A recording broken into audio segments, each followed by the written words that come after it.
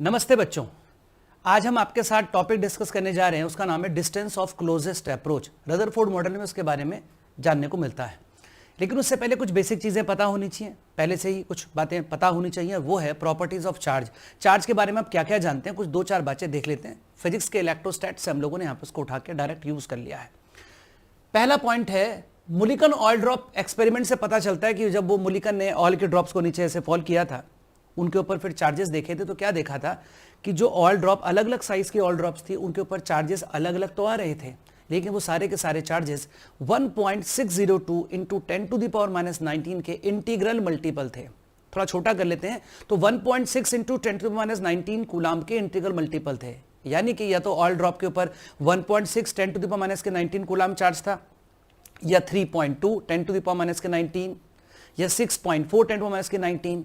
वहां से उन्होंने चार्ज का फॉर्मूला बताया, Q बराबर N इंटू ई। Q यानी कि charge on oil drop equal to N यानी कि नंबर ऑफ इलेक्ट्रॉन्स जो उसके अंदर है, और E का मतलब एक इलेक्ट्रॉन पर जो चार्ज मौजूद है। Q बराबर N into E, number of electron into E का मतलब चार्ज ऑन इलेक्ट्रॉन। पूरे यहां पर इलेक्ट्रॉन या प्रोटॉन के चार्ज को अपन E से यहां पर डिनोट करने वाले हैं। मैग्नीट्यूड दोनों का सेम रहता है, 1.6 10⁻⁻19। प्रोटॉन के केस में प्लस, इलेक्ट्रॉन के केस में माइनस रहता है। अपोजिट चार्जेस एक दूसरे को अट्रैक्ट करते हैं और सेम चार्ज एक दूसरे को रिपेल करते हैं। सामान्य सी बात है, मालूम है। फोर्स ऑफ अट्रैक्शन को अगर आप देखेंगे तो फोर्स ऑफ अट्रैक्शन का, कूलाम्बिक फोर्स ऑफ अट्रैक्शन का यहाँ पर फॉर्मूला ये है, अगर दो चार्जेस हैं और r डिस्टेंस पर एक दूसरे के साथ रखे हुए हैं, तो इन दोनों चार्जेस के अगर r डिस्टेंस पर रखे हुए हैं तो उनके बीच में लगने वाला अट्रैक्शन या रिपल्शन, किसी को भी अगर आप देखोगे तो फोर्स ऑफ अट्रैक्शन या coulombic force of attraction F का जो फॉर्मूला है वो होता है k Q1 Q2 upon r square. अब आप सोचेंगे k क्या है, k होता है कांस्टेंट। इलेक्ट्रोस्टैटिक्स में इसको 1/4 पाई एप्सिलॉन नॉट के इस तरह से निकालते हैं। हम लोग यहाँ पर इसकी डायरेक्ट वैल्यू यूज करेंगे MKS में। हम सारे के सारे सवाल भी MKS में सॉल्व करने वाले हैं, और MKS में इसकी वैल्यू होती है 9 इंटू 10⁻⁹। तो 9 into 10⁻⁹ Q1 Q2 upon r square यहाँ पर हो गया। अब पोटेंशियल एनर्जी का फॉर्मूला देख लीजिए। दो चार्जेस अगर Q1 Q2 एक दूसरे से अगर r डिस्टेंस पर रख रखे हो, तो पोटेंशियल एनर्जी का जो फॉर्मूला है, फोर्स ऑफ अट्रैक्शन का फॉर्मूला अपॉन r स्क्वायर है, पोटेंशियल एनर्जी में यहाँ पर r रहता है। अब एक फर्क आप समझिए, फर्क ये है कि जो attraction, force of attraction repulsion का जो फॉर्मूला था, F का जो फॉर्मूला है, उस फोर्स को कभी भी नेगेटिव या पॉजिटिव साइन के साथ नहीं एक्सप्रेस करते, लेकिन पोटेंशियल एनर्जी को नेगेटिव और पॉजिटिव साइन के साथ एक्सप्रेस करते हैं हम लोग। फॉर एग्जांपल, अगर ये प्लस चार्ज है और ये माइनस चार्ज है, तो प्लस और माइनस जब यहाँ मल्टीप्लाई होगा तो पोटेंशियल एनर्जी की वैल्यू नेगेटिव में आएगी, और ये नेगेटिव साइन शो कर रहा होगा कि इनके बीच में जो चार्जेस रखे हुए हैं उनके बीच में अट्रैक्शन हो रही है। अगर मान लिया जाए माइनस में होता, ये भी माइनस में, तो मल्टीप्लाई करने के बाद पोटेंशियल एनर्जी प्लस में आती, और अगर ये भी प्लस में होता, ये भी प्लस में होता, तो भी पोटेंशियल एनर्जी मल्टीप्लाई करने पे प्लस में आती। प्लस का मतलब दोनों चार्जेस सेम जैसी नेचर के हैं, एक जैसे नेचर के हैं, यानी कि उनके बीच में रिपल्शन लग रहा है, और अगर अट्रैक्शन लग रहा है तो उसको फिर यहाँ पर पोटेंशियल एनर्जी की वैल्यू नेगेटिव में आएगी। तो लिख दिया हमने potential energy shown with negative sign, इसका मतलब अट्रैक्शन, और अगर पॉजिटिव साइन के साथ आ रहा हो तो उसका मतलब रिपल्शन, वहां पर उसका मीनिंग होगा। लास्ट, अगर हम Q चार्ज को V पोटेंशियल में रख दें, तो पोटेंशियल एनर्जी का फॉर्मूला होता है Q इंटू वी, ऐसे पोटेंशियल एनर्जी निकालते हैं। एंड अगर न्यूक्लियस पे चार्ज निकालना हो, तो न्यूक्लियस पे कौन होते हैं, प्रोटॉन्स, उन्हीं की वजह से चार्ज होता है, न्यूट्रॉन की वजह से तो होता नहीं, न्यूक्लियस में तो न्यूट्रॉन्स भी होते हैं। तो प्रोटॉन का चार्ज और इलेक्ट्रॉन का चार्ज सेम होता है, 1.602 10⁻⁻19। तो अगर किसी के पास दो प्रोटॉन है तो 2 इंटू चार्ज ऑफ 1 प्रोटॉन यानी कि E कर देंगे, 2E। अगर किसी के पास 3 प्रोटॉन्स हैं तो 3E। फॉर एग्जांपल देखिए, हीलियम लिख रखा है मैंने। अगर हीलियम है तो हीलियम के पास आपको पता है न्यूक्लियस में 2 प्रोटॉन होंगे, तो 2 प्रोटॉन के चार्ज से मल्टीप्लाई करेंगे 2 इंटू E। E का मतलब है 1.602 - कूलाम, ऐसे मल्टीप्लाई कर देंगे। अगर कार्बन का निकालना हो तो कार्बन में आपको पता है 6 प्रोटॉन होते हैं, तो क्या हो जाएगा, अगर चार्ज निकालना हो तो 6 इंटू E हो गया। आप चाहो तो मल्टीप्लाई कर दीजिए, 1.602 10⁻⁻19 कूलाम निकल करके आ जाएगा। इन जनरल अगर हम कहें तो हम यहाँ पर Z इंटू E कर देंगे, Z उसका हो जाएगा एटॉमिक नंबर, और E जितने भी E जो है वो चार्ज हो जाएगा वहां पर।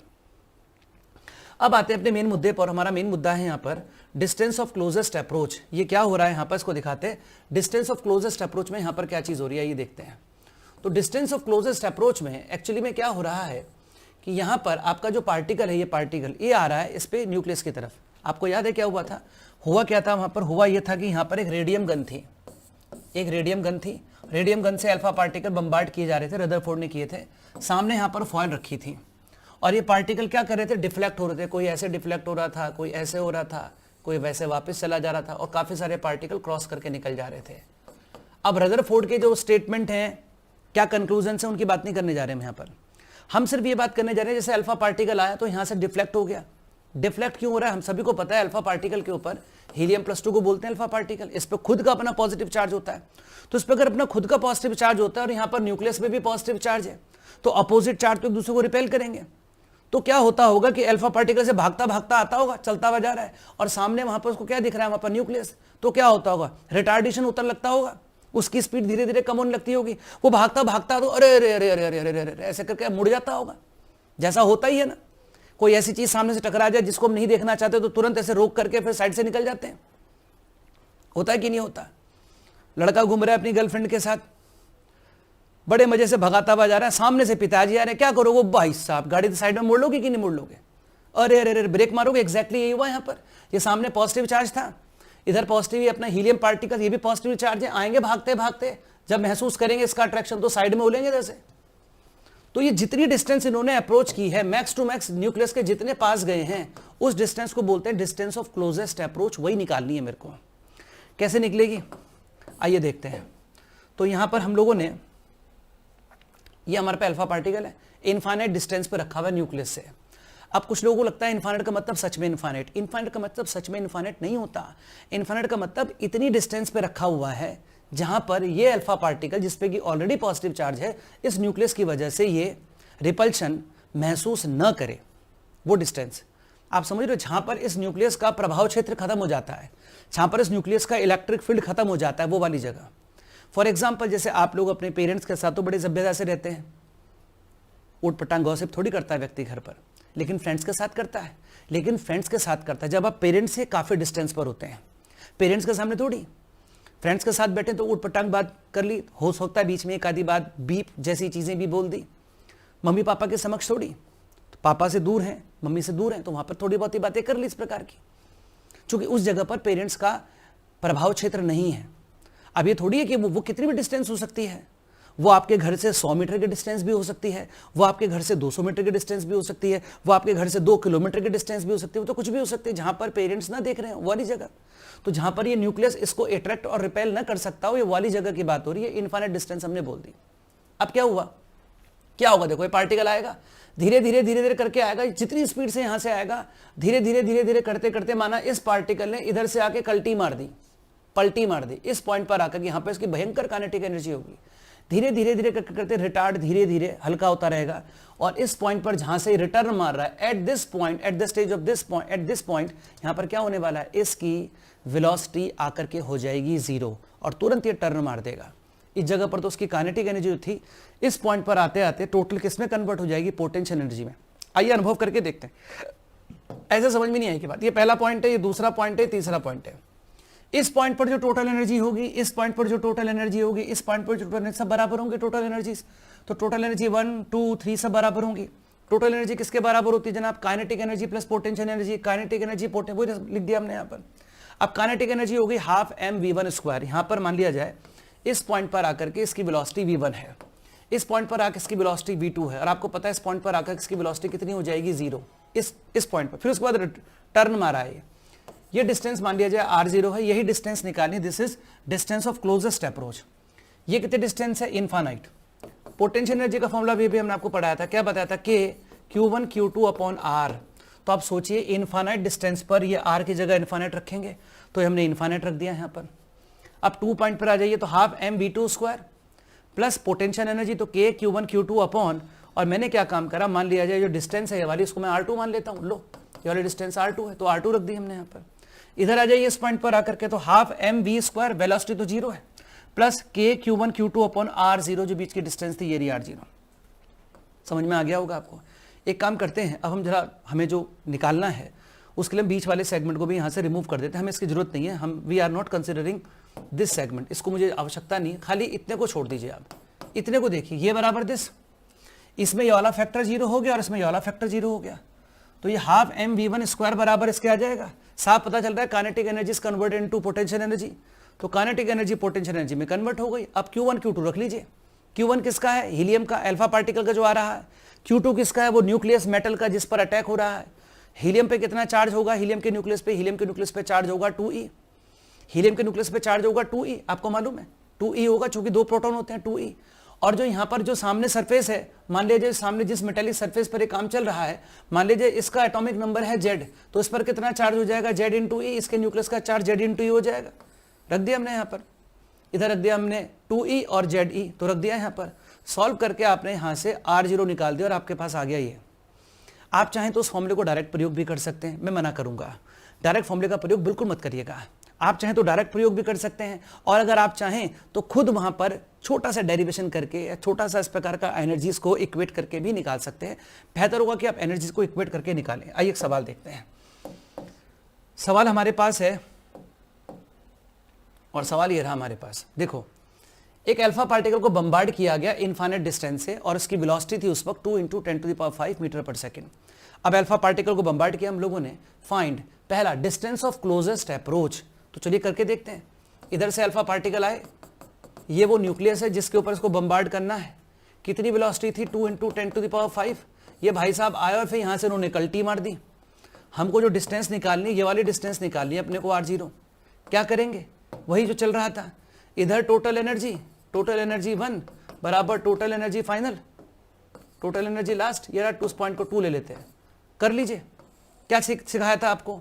Half mv² plus k Q1 Q2 upon infinite से आया। ये डिस्टेंस तो इन्फिनाइट मानी हुई आपने, खराब हो गया, ठीक कर लेते हैं थोड़ा। ये डिस्टेंस तो इन्फिनाइट हो गया पूरा, तो इन्फिनाइट रखेंगे आप यहाँ पर, इक्वल टू इस पॉइंट पर जब पहुंचा होगा तो क्या हो गया होगा? वेलोसिटी 0, हाफ m 0 का square plus k Q1 Q2 upon जो डिस्टेंस निकालनी R0, ये रखेंगे आप। This distance is R0। ये वाली डिस्टेंस जो है, ये डिस्टेंस हमारे पास R0 है। कर लेंगे, क्या करेंगे? अब रखता हूं, देखो मैं, ये रहा हाफ, मास होता है हीलियम का मास रखना है अल्फा पार्टिकल का, कितना होता है? 4 तो उसका मोलर मास होता है जनाब, 4 ग्राम थोड़ी है, 4 AMU है या 4 U है। तो एक AMU में कितने ग्राम होते हैं? तो वहां होते हैं 1.67 10⁻⁻27 किलोग्राम्स होते हैं। हाफ m, वेलोसिटी दे रखी है 2 × 10⁵ का स्क्वायर। इसको तो कंसिडर करके कोई फायदा नहीं, तो 0 हो गया। इधर आ जाइए, इसको भी फायदा नहीं, 0 हो गया। k की वैल्यू कितनी होती है? 9 × 10⁹। किसकी बात चल रही है? अल्फा पार्टिकल की। कितना चार्ज होता है? 2 × 1.6 10⁻⁻⁹। और Q2 कौन है? एल्युमिनियम की फॉयल है जिसके ऊपर काम चल रहा है। सवाल में बता रखा है ये एल्युमिनियम की फॉयल है, इसका Z कितना होता है? 13। तो यहाँ पर रख दूंगा मैं Z, इधर रख दूंगा यहाँ पर 13 × 1.6 10⁻⁻⁹ Z इंटू ई हो गया, डिवाइडेड बाय R0। यही R0 आपको निकालनी है, जो कि 1.19 × 10⁻⁻10 मीटर आ जाएगी सॉल्व करने के बाद। नो डाउट कैलकुलेशन बहुत ज़्यादा है, दिक्कत तो होगी, पर करके देखना, आपको अच्छा लगेगा। अब आप अगर चाहते हैं, आप इसको नहीं करना चाहते थे, आप सीधा फॉर्मूले से कर सकते थे। फॉर्मूला कहाँ है आपका? फॉर्मूला ये रहा। आपको R0 कहा था, यहाँ पर वैल्यू डाल देते 4, 9 × 10⁹, Z कितना था? 13, E का स्क्वायर यानी कि 1.6 10⁻⁻19 का स्क्वायर अपॉन मास, वही रख देते, हीलियम का जो मास था 4 × 1.67 10⁻31, और यहाँ पे वेलोसिटी रख देते, आपका आंसर आ जाता। तो आप वहाँ पर भी रख के कर सकते थे, तो ये -27 रख करके कर सकते थे, सॉल्व के आंसर आ जाता। वहाँ से भी आ सकता था, यहाँ से भी आ सकता था, कहीं से भी निकाल सकते थे। बात तो आपको समझ में आ रही होगी। लेकिन जैसे मैं इसका दूसरे पार्ट की बात करता हूँ, तो जब मैं इसके दूसरे पार्ट की बात करता हूँ, तो दूसरा पार्ट तब हो पाएगा जब आपको पूरा आर्टिकल आता होगा। अब देखो ना, हमने क्या पूछा आपसे सवाल, हमने सवाल क्या पूछा आपसे? हमने सवाल पूछा at what distance velocity will be 10⁵ metre पर सेकेंड। तो यहाँ पर अल्फा पार्टिकल थे 2 × 10⁵ मीटर पर सेकेंड से चल रहे थे। अब आपको ये मालूम है, जब धीरे धीरे करके न्यूक्लियस के पास आएगा तो उसकी वेलोसिटी धीरे धीरे धीरे धीरे करके कम होती चली जाएगी, ऐसे ऐसे करके कम। यहाँ से आगे इसने कल्टी मार दी, इस जगह से पलट गया, और ये डिस्टेंस जो हमारे पास R0 है। अब मान लीजिए यहाँ पर 2 × 10⁵ है, आप समझ रहे हैं बात को। इस जगह पर माना 2 × 10⁵ है, इस जगह आकर के 1.8 10⁵ हो जाएगी, इधर आकर के 1.7 10⁵ हो जाएगी, इधर आकर 10⁵ धीरे धीरे करके कम होती जाएगी जैसे जैसे न्यूक्लियस के पास आएगा। तो उसने आपसे पूछा किस पॉइंट पर आकर के इसकी वेलोसिटी 10⁵ हो जाएगी। अपने को तो एक ही लॉजिक पता है, जितनी एनर्जी यहाँ थी उतनी ही एनर्जी इस पॉइंट पर होनी चाहिए। चलिए मान लेते हैं इस पॉइंट पर आकर के होगी। This is point 1, this is point 2। Concept वही है, टोटल एनर्जी 1 बराबर टोटल एनर्जी 2। कॉन्सेप्ट तो ये रहेगा, टोटल एनर्जी 1 बराबर टोटल एनर्जी 2। चलिए क्या करेंगे अब क्या करेंगे आप? चलिए करते हैं। इस जगह पर आपको पता है, इस जगह पर पोटेंशियल एनर्जी शून्य है, क्योंकि आप इन्फानाइट से लेकर के आए। तो कौन सी एनर्जी रहेगी यहाँ पर? सिर्फ और सिर्फ काइनेटिक एनर्जी रहेगी। कितना हो जाएगा? हाफ।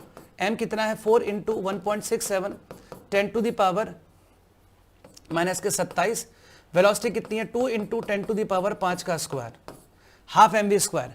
पोटेंशियल एनर्जी मैं नहीं ले रहा हूं, आपको पता है भी इन्फाइनाइट डिस्टेंस पर है, तो यहाँ पर k q1 q2 upon infinity रखूंगा तो 0 हो जाएगा। इधर आ जाइए, हमको तो भाई साहब ये पूछा है, ये वाली डिस्टेंस पूछा है, इसको उठा देता हूं मैं भी। देखो हमको क्या पूछा है, ये ऐसे करके आया था और ये यहाँ से माना कल्टी मार गया। ये वाली डिस्टेंस कितनी है? r0। लेकिन मेरे को डिस्टेंस निकालनी है ये वाली, माना डिस्टेंस है हमारे पास x। उसने आपसे पूछा कितनी डिस्टेंस न्यूक्लियस से उसकी होगी कि उसकी वेलोसिटी 10 टू द पावर 5 हो जाए। चलिए लगा लीजिए, क्या करेंगे? हाफ m कितना है हमारे पास? वही 4 into 1.67 10 to the power minus के 27। v यहां पर वेलोसिटी कितनी है? 10 टू द पावर 5 का स्क्वायर, प्लस पोटेंशियल एनर्जी, इस जगह पर पोटेंशियल एनर्जी कितनी होगी? k q1 q2। Helium particle पे चार्ज कितना होता है बेटा? 2 इंटू ई। और इस न्यूक्लियस पे चार्ज कितना है? ये q1 लिखा मैंने, q2 लिखूंगा। ये कितना आ जाएगा आपके पास? q2 हो जाएगा 13 इंटू 1.6 10 टू माइनस के 19 डिवाइडेड बाय डिस्टेंस कितनी है? ये डिस्टेंस आपसे पूछी है, डिवाइडेड बाय हो जाएगा x। सॉल्व करेंगे, आप सॉल्व करेंगे तो x इक्वल टू आ जाएगा 8.9 into 10 to the power minus के 10 मीटर अप्रॉक्स, ये वैल्यू आ जाएगी। मुझे उम्मीद है कि आपको पूरी की पूरी बात यहाँ पर ठीक से समझ में आई होगी। इसको कैसे निकालते हैं आपको जरूर समझ में आया होगा। अब मैं आपको एक चीज़ दिखाता हूँ, ये क्वेश्चन मैंने आप लोगों के लिए रखा हुआ है, आप इस क्वेश्चन को एक बार करके ज़रूर देखेंगे। अल्फा पार्टिकल है, अल्फा पार्टिकल को बम्बार्ड किया गया है, इन्फानाइट डिस्टेंस से बम्बार्ड किया गया है। उसकी velocity 10 to the power 4 metre पर सेकंड थी जब वो इन्फानाइट पे था। फिर आपसे पूछा calculate distance of closest approach, अगर मैं मेटल गोल्ड की लूँ तब, अगर मैं मेटल सिल्वर की लूँ तब, और फॉर Ag अगर सिल्वर की मेटल लूँ, पूछ रहा हूँ कितनी डिस्टेंस पर उस अल्फा पार्टिकल की वेलोसिटी 10 टू द पावर 4 से घट करके 10 टू द पावर 3 मीटर पर सेकंड रह जाएगी। मुझे उम्मीद है आप इसको ट्राई करेंगे तो आपका आंसर ज़रूर आएगा और आपको डिस्टेंस ऑफ क्लोजेस्ट अप्रोच समझ में ठीक प्रकार से आ गया होगा। नमस्ते।